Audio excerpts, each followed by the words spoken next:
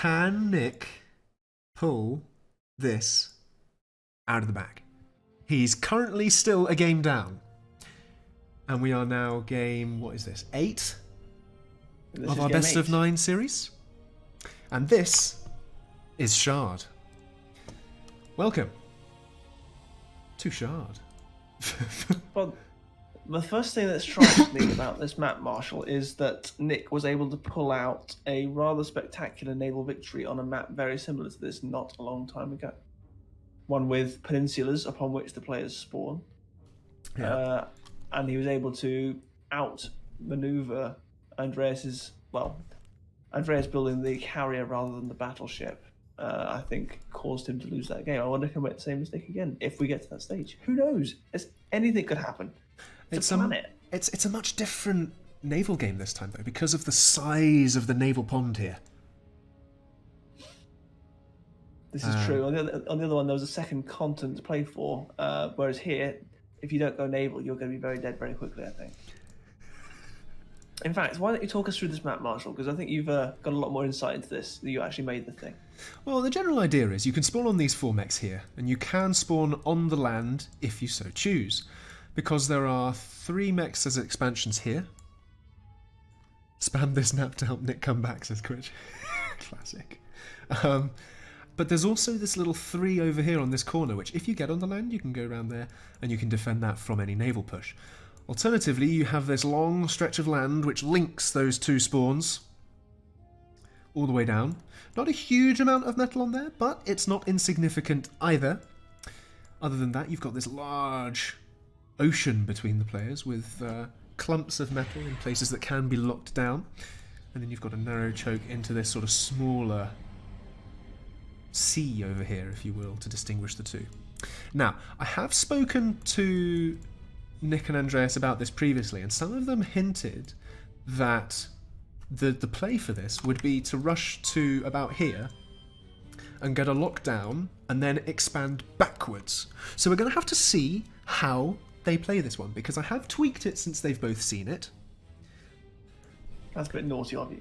Well, I mean, you know, I did approach them for feedback on my whole ranked season next, and like any knee-jerk reactions, and they provided a few, and I go and tweak as a result. And you end up with this one. And now, Andreas, on the North Spawn, going naval into air, into vehicles, with a naval expansion. Very nice. That's quite aggressive placement right off the bat. Like, he's not even paused for thought in there. He just thought, where's my opponent? Over there. All right, let's go build in that direction. And that seems to be it's fair, I think. The way to go. Yeah, I think entirely so. And both players actually, interestingly, largely ignoring the land. Nick almost entirely has just built a couple of factories on there. I say the vehicle factory, actually, so I take that back, retract that statement, carry on. You'll retract that statement big time, sir.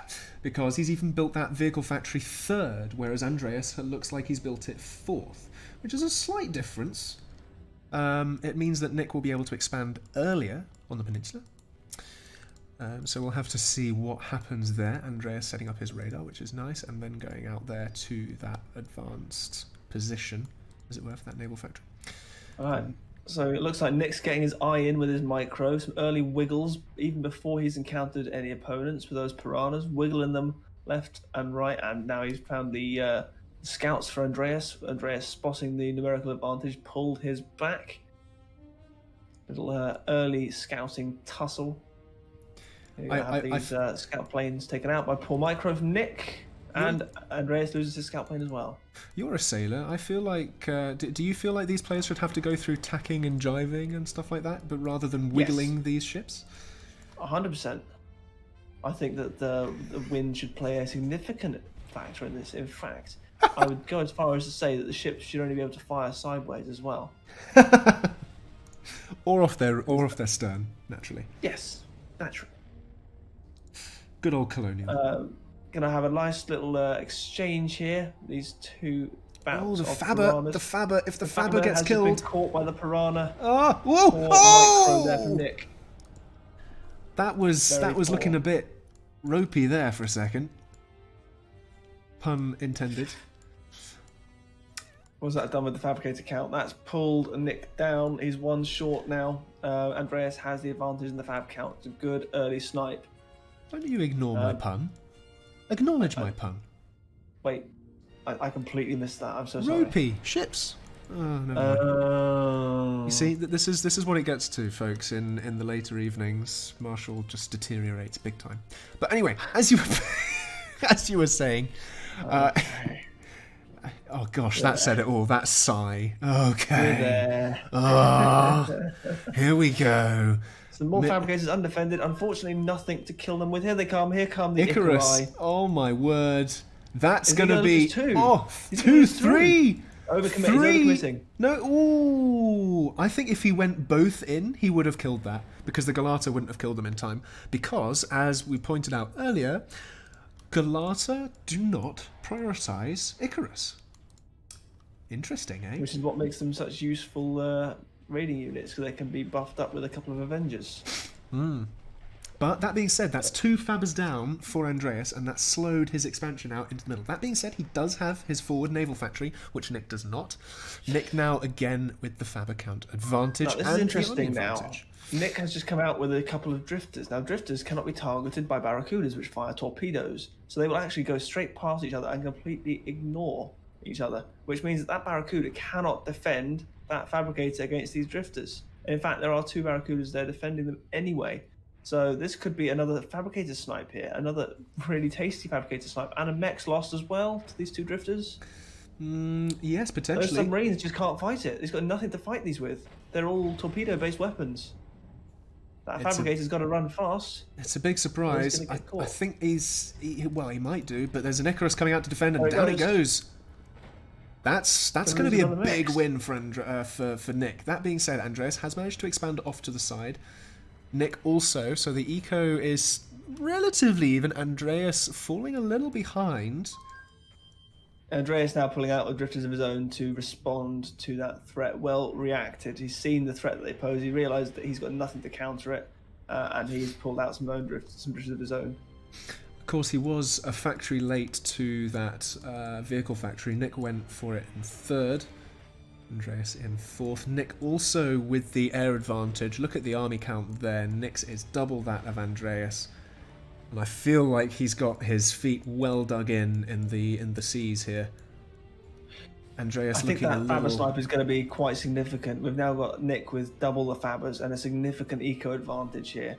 I'm not seeing anything happening on the land in terms of military confrontation between these 2. A little bit of expansion, but nothing too substantial. It's all happening in the ocean here. And the Icarus still being used, taking out those naval fabbers rather.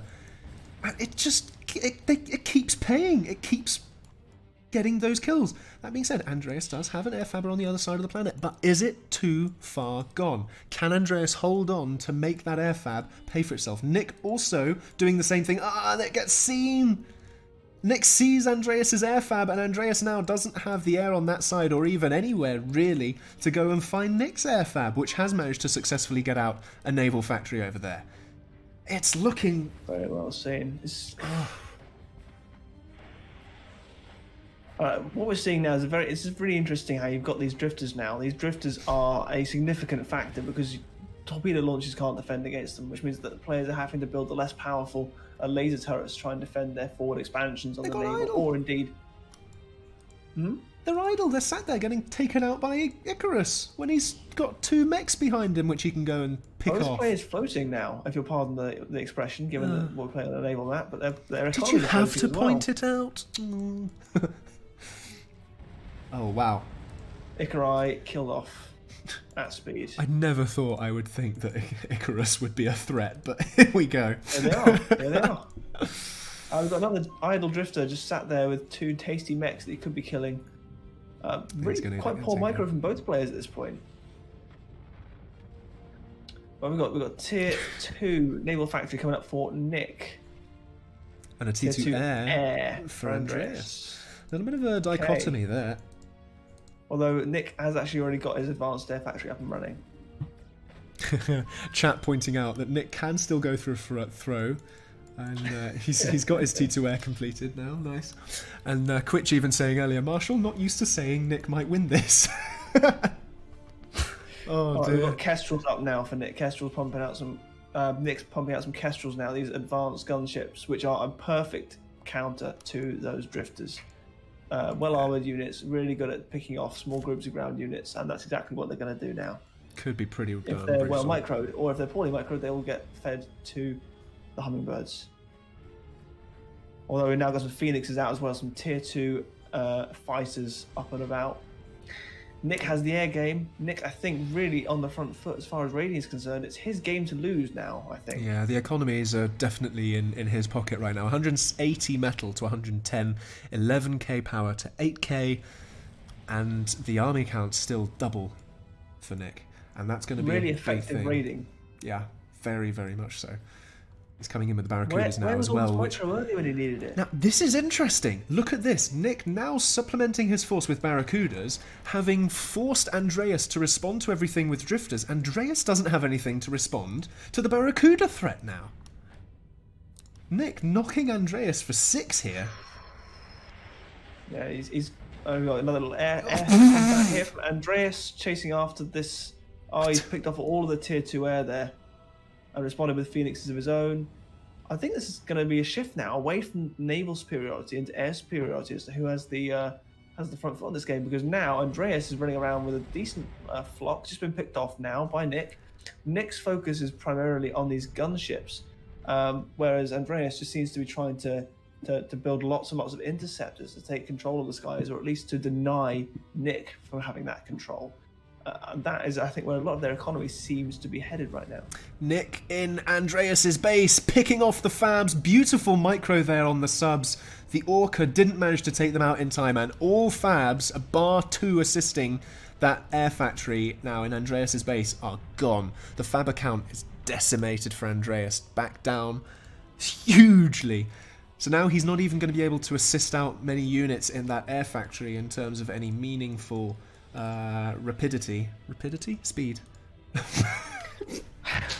Take over. Take over. Another raiding force of Barracudas here from Nick, and again, oh, there we are. The GGs have been called. Oh my word, we're in a tiebreaker situation. Oh, goodness me! That was an absolutely fantastic game to watch. Actually, that was incredibly tactical.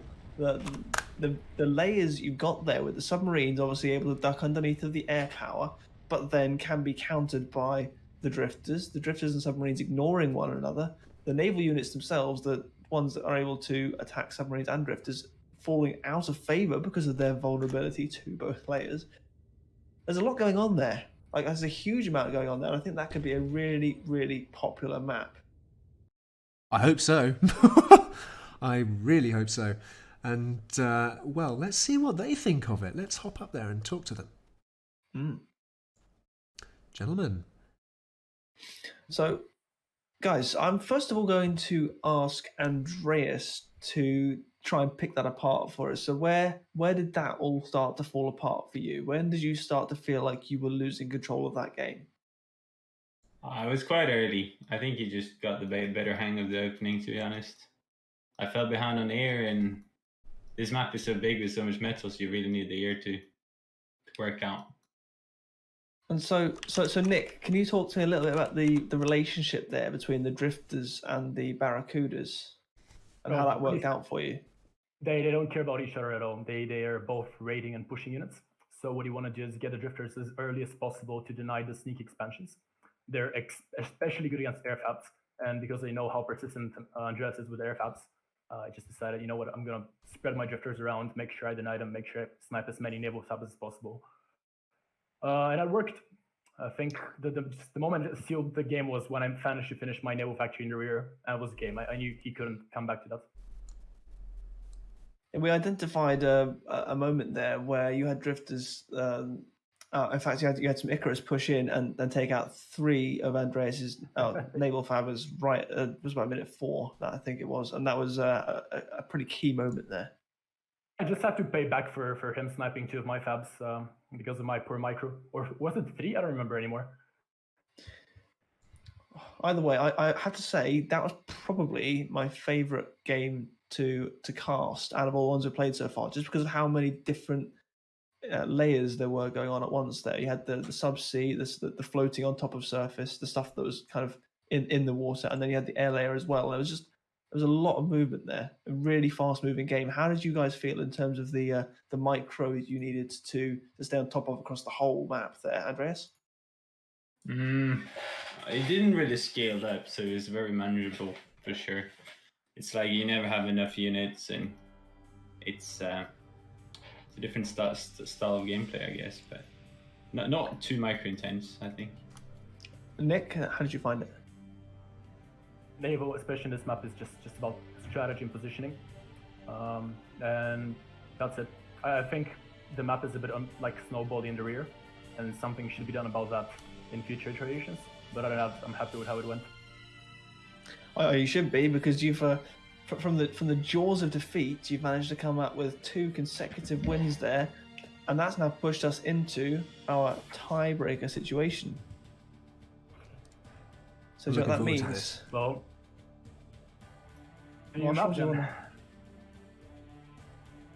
You go. So Marshall, do you want to talk through the map now that we have in front of us, this tiebreaker map? Well, it's called Current. It's got 4 planets. It's got a water world, a lava planet, a desert planet, and a gas giant.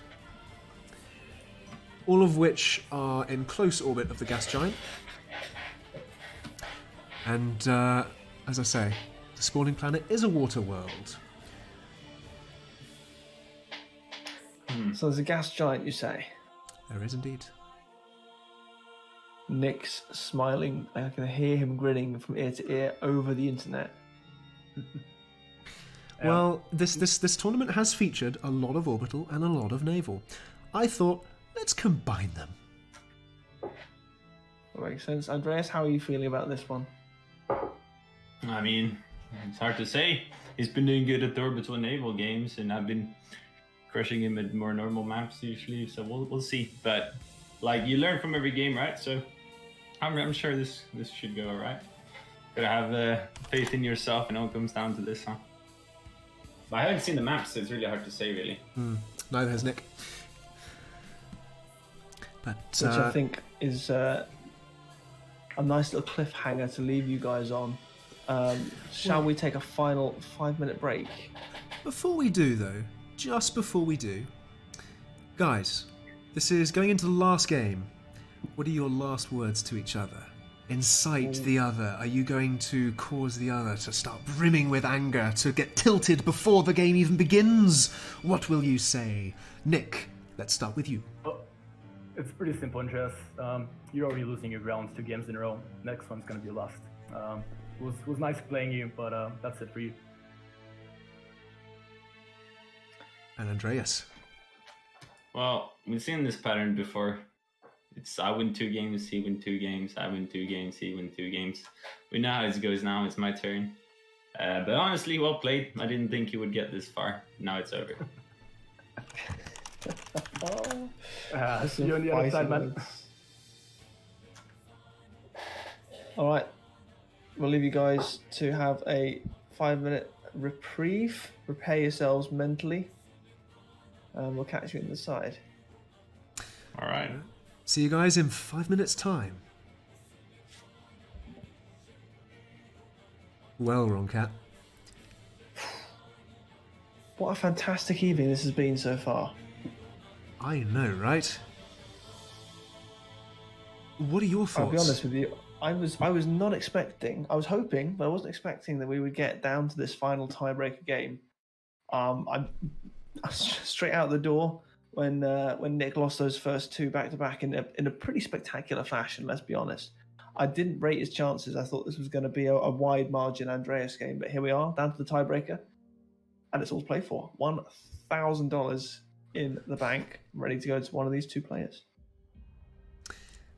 Indeed, that's what it is. It's 1,000 in the bank. It's not a small amount of pennies.